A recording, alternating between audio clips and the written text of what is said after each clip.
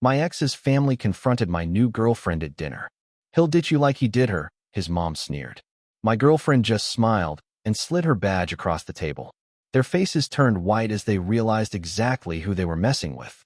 I, 29M, never thought a simple dinner reservation would turn into the most satisfying moment of my life. Let me back up. 3 months ago, I finally escaped what I can only describe as the most toxic relationship of my existence. My ex had this way of making everything about her drama and her family. They were worse. Her mother treated me like I was some kind of charity case she'd graciously allowed into their perfect little world, while her father acted like I was personally responsible for every disappointment in his daughter's life. The breakup was messy. She'd cheated, I caught her, and somehow I became the villain for not fighting for the relationship. Her family rallied around her like I was the one who destroyed everything. The harassment started immediately, calls, texts, showing up at my apartment. I had to block them all. Fast forward to last week. I've been seeing someone new for about a month. Let's call her Sarah. She's incredible, confident, intelligent, and refreshingly drama-free. We decided to try this new Italian place downtown. Nothing fancy, just a quiet dinner. We're seated at our table, sharing appetizers, and actually enjoying each other's company when I hear that familiar voice behind me. My blood runs cold. Well, look what the cat dragged in. I turn around, and there they are. My ex's entire family, mother, father, and my ex herself, standing by our table like some kind of intervention squad. The restaurant suddenly feels too small, too warm. Seriously? I stand up, trying to keep my voice level. You're going to do this here? My ex's mother steps forward, that same condescending smile I remember too well. We're just concerned about your new friend here.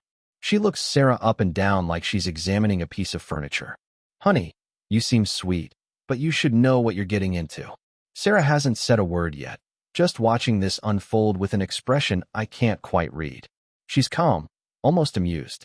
He's a runner. My ex chimes in, her voice dripping with fake sympathy. The moment things get real, he'll bolt, just like he did with me. I'm about to respond when my ex's father joins the chorus. Son, you always were good at making messes and leaving other people to clean them up. The other diners are starting to stare. I can feel my face burning with embarrassment and anger. This is exactly the kind of scene they use to create whenever I try to set boundaries. You need to leave, I say firmly. Now. My ex's mother laughs, that sharp sound I'd learned to dread. Oh, we're just getting started. Your little girlfriend here deserves to know the truth. She turns to Sarah, leaning forward conspiratorially. He'll ditch you like he did her. Mark my words, sweetie. Men like him don't change. That's when Sarah finally speaks. Her voice is steady, professional. Is that so? Trust me, honey, my ex's mother continues, emboldened by what she thinks is Sarah's interest. I've known him for 3 years. He's selfish, unreliable, and the moment you need him most, he'll disappear. Save yourself the heartache. Sarah nods thoughtfully, then reaches into her purse. That's interesting. You know what else is interesting? She pulls out a small leather wallet and slides something across the table. It lands face up in front of my ex's mother. The change is instantaneous. The color drains from her face like someone pulled a plug. My ex's father takes a step back, his mouth falling open. My ex herself goes completely rigid. I lean forward to see what Sarah's shown them, and my heart skips a beat. It's a badge. FBI. Agent Sarah Chun, she says calmly, picking up her wine glass. And you know what's really fascinating? The 3 of you have been engaging in what we call criminal harassment. Repeated unwanted contact, following someone to their residence, making threats. She takes a sip. I've been documenting everything since my boyfriend told me about your behavior. The silence at our table is deafening, but I can hear the normal restaurant sounds continuing around us. Clinking glasses, muted conversations, the soft jazz playing overhead. It's surreal. My ex's mother tries to recover first. We were just committing federal crimes, Sarah finishes pleasantly. Cyberstalking, harassment, intimidation. And now you've escalated to confronting us in public. She pulls out her phone. I've been recording this entire conversation, by the way, for evidence. My ex finally finds her voice, but it comes out as a croak. You can't. We weren't. Actually, I can and you were. Sarah's tone remains conversational, but there's steel underneath. See, When someone files a harassment complaint with local police and then continues the behavior across state lines, which you did when you followed him to that conference in Denver last month, it becomes a federal matter. I stare at her. You knew about Denver? She gives me a small smile. I know about everything, babe. The calls from blocked numbers, the fake social media accounts, your ex showing up at your gym. I've been building a case. My ex's father is backing away now, pulling at his wife's arm. We should go. Oh, you should definitely go, Sarah agrees. But here's what's going to happen first. You're going to delete every photo you have of my boyfriend. You're going to block his number, his social media, everything. You're going to stop driving by his apartment. Yes, I know about that too. And you're going to pretend he doesn't exist. She stands up, and suddenly she seems taller, more imposing. Because if I see any evidence of continued harassment, if he receives so much as a birthday card from any of you, I will personally ensure that you're prosecuted to the fullest extent of federal law. Do I make myself clear? The three of them are frozen, like deer in headlights.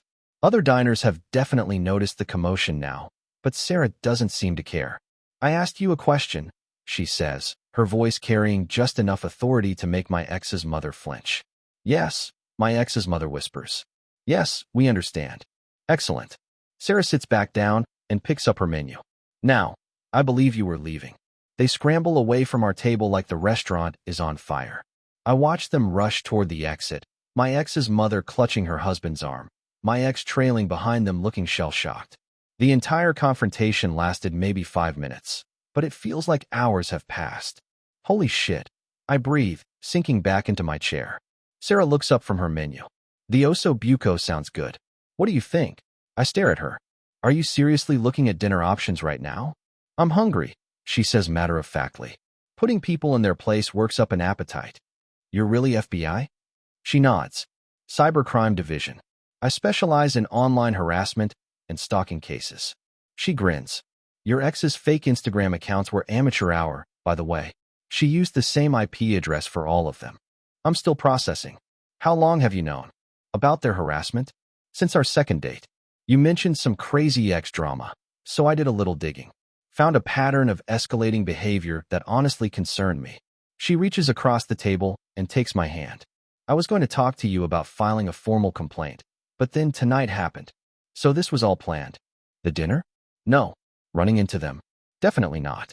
But I've been carrying documentation of their harassment for weeks, just in case. She squeezes my hand. I don't like bullies. The waiter approaches cautiously, probably wondering if he should call security. Sarah orders the osso buco like nothing happened. I can barely focus on the menu. Are you actually going to arrest them? I ask after the waiter leaves. That depends on them, she says. If they're smart, tonight was their wake-up call. If they're not, she shrugs. I have enough evidence to make their lives very complicated. I think about the past 3 months of freedom, of not looking over my shoulder, of actually enjoying dating again. They really drove by my apartment? Twice a week, usually on Tuesdays and Fridays. Your ex's mother has a very distinctive car. Sarah's expression softens. I'm sorry you went through all that. No one deserves to be harassed for ending a toxic relationship. Why didn't you tell me you knew? Because I wanted you to tell me when you were ready. And because I was handling it. She smiles. I'm very good at my job. Our food arrives, and we eat in comfortable silence for a while. The restaurant has returned to its normal rhythm. The drama already forgotten by everyone except us. So what happens now? I ask. Now?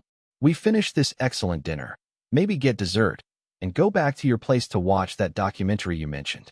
She pauses, and your ex's family pretends you don't exist for the rest of their lives. Just like that. Just like that. She cuts another piece of her osso buco. Sometimes the best revenge is simply living well. But sometimes, she grins, the best revenge is being an FBI agent. Update 1. It's been 2 weeks since the restaurant incident, and I honestly thought that was the end of it. I was wrong. Last Tuesday, Sarah called me at work. We need to talk, she said, and something in her tone made my stomach drop. What's wrong? Can you meet me for lunch? Somewhere public. An hour later, we're sitting in a crowded cafe downtown. Sarah slides a manila folder across the table. They didn't listen, she says simply. I open the folder and immediately wish I hadn't. Photos of me leaving my apartment, walking to my car, entering my office building. Screenshots of social media posts about my work schedule. Printouts of emails sent to my boss, claiming I was unstable and potentially dangerous. Jesus Christ. My hands are shaking. When did this start? 3 days after the restaurant. Your ex's mother created a new email account and started what she probably thought was a subtle campaign to destroy your reputation. Sarah's voice is clinical, professional. She contacted your employer, your landlord, even your gym, claiming you were harassing her daughter. I flipped through more pages. There are records of phone calls, copies of letters sent to my apartment building's management company, even a complaint filed with my professional licensing board. She's trying to get me fired. She was trying to get you fired, Sarah corrects. Past tense. I look up at her. What do you mean? Sarah pulls out her phone and shows me a photo. It's my ex's mother, but she's not in her usual designer clothes. She's wearing an orange jumpsuit. I arrested her this morning. The cafe suddenly feels too loud, too bright. You arrested her? Federal charges. Cyberstalking, wire fraud, defamation with intent to cause economic harm. Sarah's expression is grim. She crossed every line, broke every rule we discussed. So I kept my promise. What about my ex and her father? Your ex is cooperating. Turns out she had no idea what her mother was doing and is horrified by the extent of it. Sarah pauses. Her father is claiming ignorance, but we found evidence he helped create some of the fake accounts. He'll likely face charges too. I stare at the photos again. How did you catch all this? I've been monitoring their online activity since the restaurant incident. The moment your ex's mother started her campaign, I knew about it. Sarah leans forward. I also contacted your boss before she did. Gave him a heads up about potential false complaints. You talked to my boss? I explained the situation in general terms. Told him you were the victim of harassment and that he might receive false reports about you. She smiles slightly. He was very understanding. Apparently, this isn't the first time he's dealt with vindictive exes trying to sabotage employees. I'm still processing. So my job is safe? Your job is safe, your reputation is protected, and your ex's mother is facing up to 5 years in federal prison. Sarah closes the folder. The harassment stops now. Update 2. 6 months later, I'm sitting in a federal courthouse watching my ex's mother get sentenced to 18 months in prison and 3 years of supervised probation. Her lawyer tried to argue for community service, but the judge wasn't having it. This was a calculated, sustained campaign of harassment that could have destroyed the victim's livelihood, the judge said. The court takes these crimes seriously. Sarah is beside me, no longer my girlfriend, but my fiancée as of last month. She's in full professional mode, having testified earlier about the investigation and the evidence they collected. My ex is in the gallery behind us with her father, who pled guilty to lesser charges and got probation. She's been trying to catch my eye all morning, but I haven't acknowledged her. Some bridges are meant to stay burned.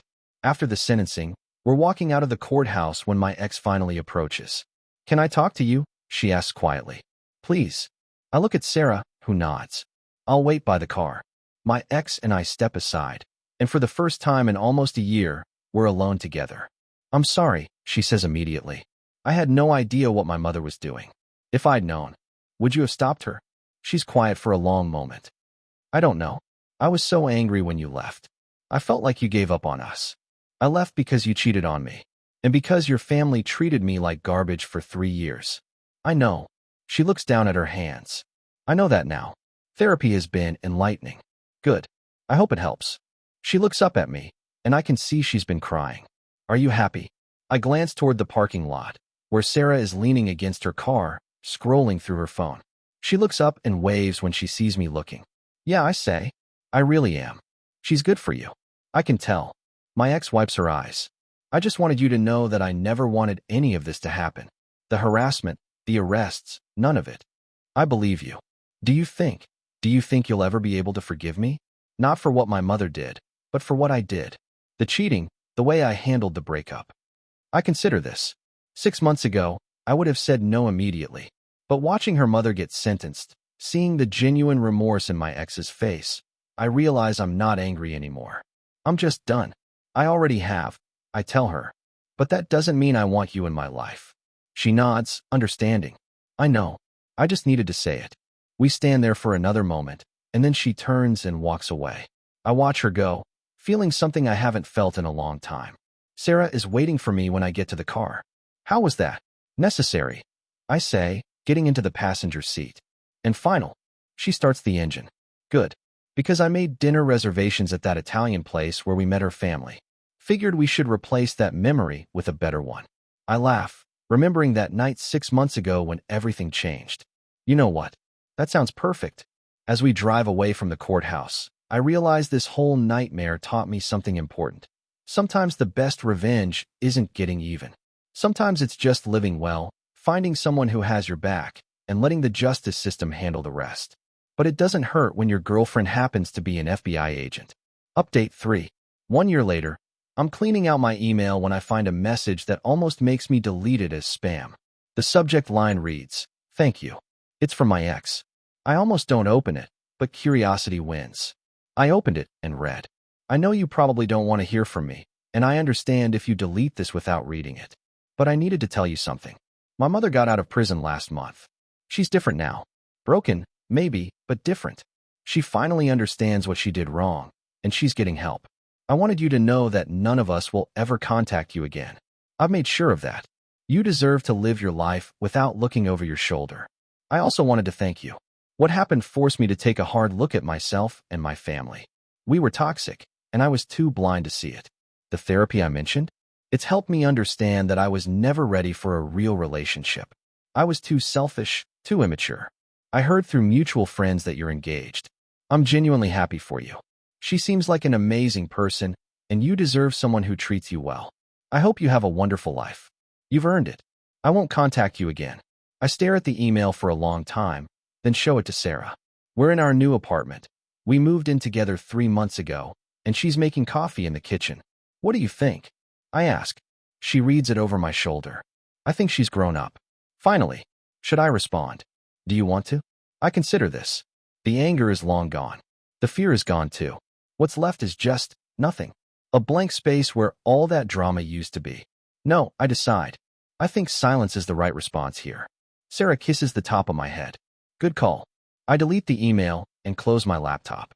Outside our window, the city is waking up. People heading to work, starting their days, living their lives without drama or harassment or family members in federal prison. It's a good life. A quiet life. And after everything we've been through, quiet feels like the greatest victory of all. Sometimes the best revenge really is just living well. But I'll always be grateful that when push came to shove, I had an FBI agent in my corner. The wedding is in 3 months. We're keeping it small, drama-free, and absolutely perfect. Just the way we like it.